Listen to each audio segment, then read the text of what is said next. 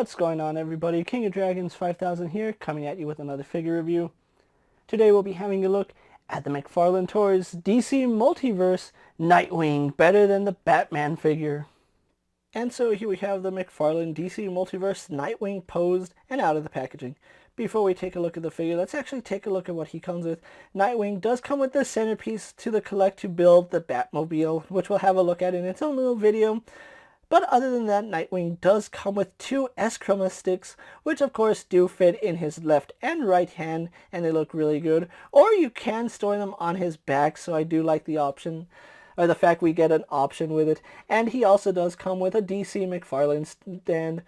Other than that, he doesn't come with anything else. I would have liked to see some alternate pairs of hands, like maybe an extra pair of fists, but that's just me personally. So with his accessories out of the way, let's actually have a closer look at Nightwing. And so here we have a closer look at Nightwing, and McFarlane has actually done a really good job with this face sculpt. Now, I like the Mattel head sculpt. I kind of like the DC Collectibles one. It's really hard for me to say which one I like the best as the overall sculpt. I know it's either going to be this one or the Mattel one, but it's such a nice head sculpt. I have to give credit where credit is due. Really, really liking that head sculpt. And I do like the fact that his hair is not short. It's kind of medium length here, so that's really good. And I like the way it just flows. It has a really nice sheen to it, and it does appear that there is some blue wash in there. If I cover up the blue, does that... Yeah, there's some blue wash. I thought it was just exposure from the blue on his costume, but no, there is some blue in his hair, so I do like that. They actually highlighted his hair. Lips are painted really nice, so this is a really good head sculpt in general, so I do like that.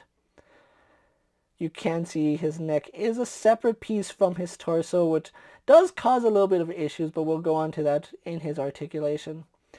Having a look at his costume, though, it's probably my favorite Rebirth Nightwing costume to date from any figure line, and that's because we do get a sculpted Nightwing emblem.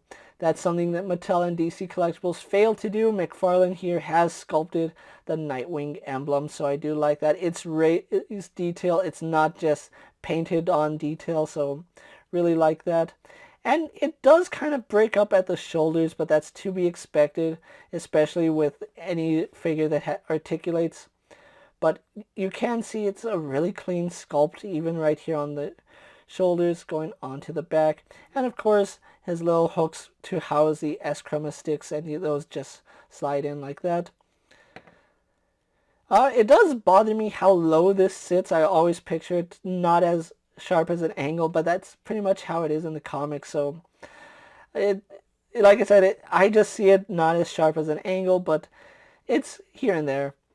So let's actually take a look at his arms. I think the arms are where this figure fails the most, because he has really thin arms. Now, it's not bad looking at him from a front view, because that does look normal, but from the side he has really, really skinny arms. As you can see, his arms are tiny, and that does give him really tiny hands, so really don't like how thin his arms are. But something I do have to point out is that he has sculpted detail on his arms all the way to this buckle, which is done nicely, and it does have the buckle painted on it as well.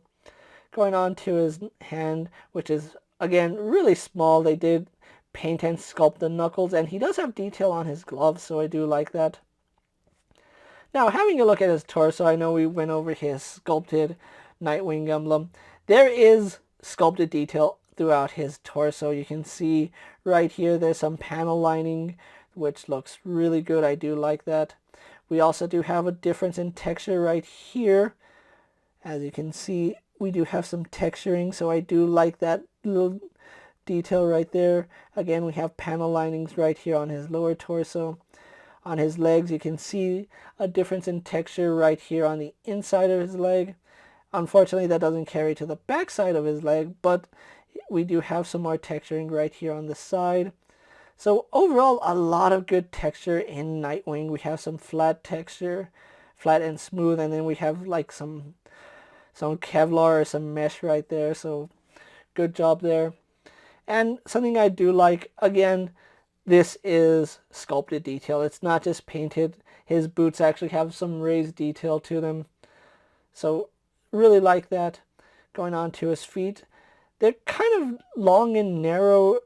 So if that bothers you, it's going to bother you. But he does have a really good base to stand on. So you really don't need like an additional stand for him to actually stand.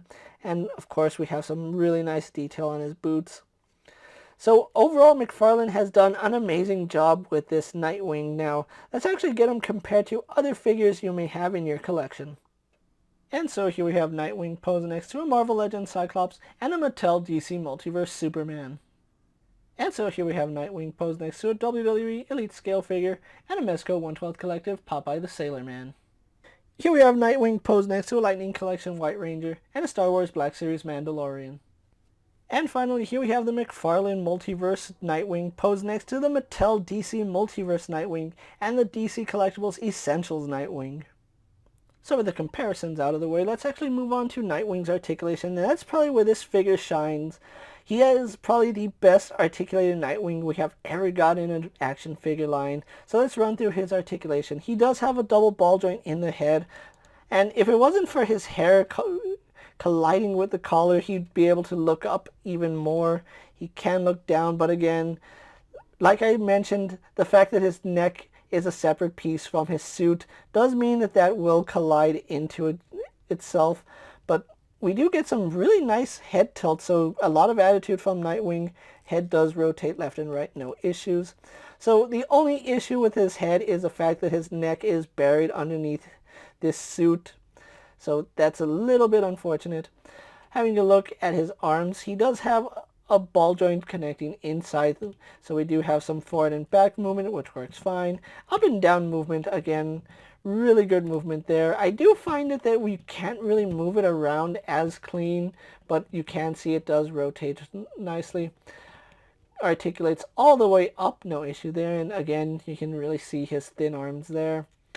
Goes all the way around, no issue. We do have a swivel at the bicep, double bend at the elbow, giving us a lot of range there, so do like that. He has a ball hinge here at the wrist, which does have an up and down hinge on it, so that works nicely. Or you could rotate that to have an in and out hinge, so it just depends on how you want to have his hand pose. And again, it does rotate on that peg. We do have a really decent ball joint here. It's not good, but it is decent. You can see it does lean side to side a little bit, rotates no problem, goes back and forth a little bit. Most of your articulating is going to be done here at the lower ball joint. As you can see, leaning him over works no problem, leaning him to this side, no problem, leaning him back, really good, leaning him forward, and not so much. That's as far as he leans forward. So that's probably the only piece of articulation I don't like, is that he doesn't crunch forward any further.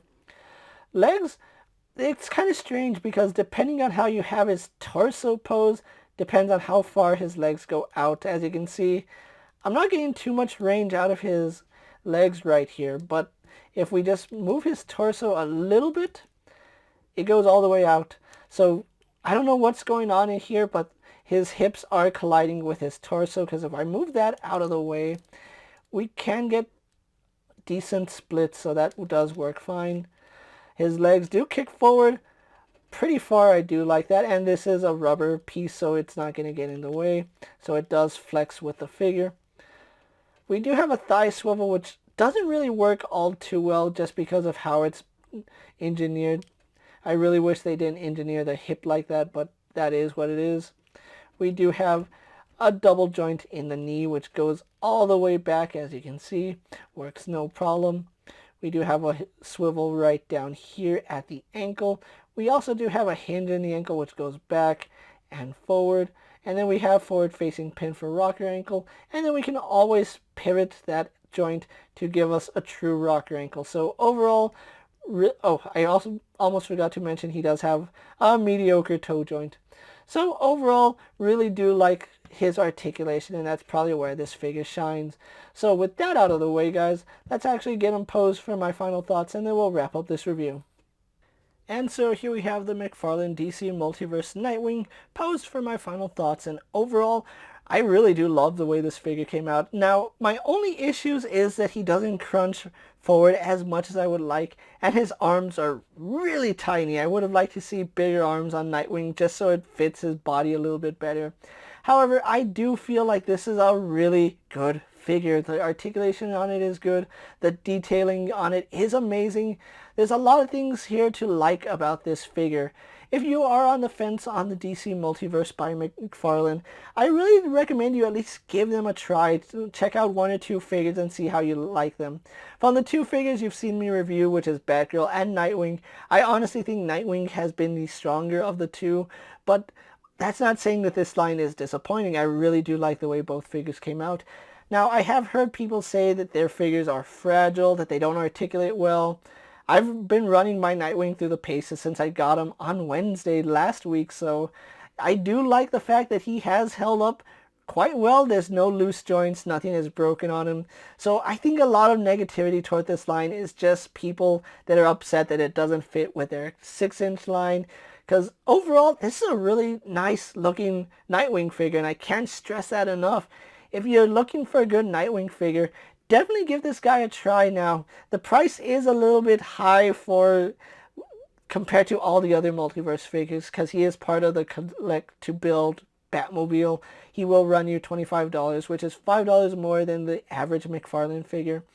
I haven't seen any of my McFarlane figures at any store, no Target, no Walmart, but thankfully my local comic book store did have them in hand, so a huge shout out to Asylum Comics for getting this out to me so I could review it for you guys. Again, if you're on the fence about the McFarlane line, I do recommend you give it a try. You might end up enjoying it more than you thought. So with that being said, guys, I'm King of Dragons 5000. Don't forget to like this video, leave a comment, subscribe to my channel. Go ahead and check out all my other action figure reviews, as well as all my other DC Multiverse videos. Hopefully you find them informative. As always, if there's a figure you would like to see me review, let me know down in the comments, and if it fits in my collection, I'll definitely have a look at it.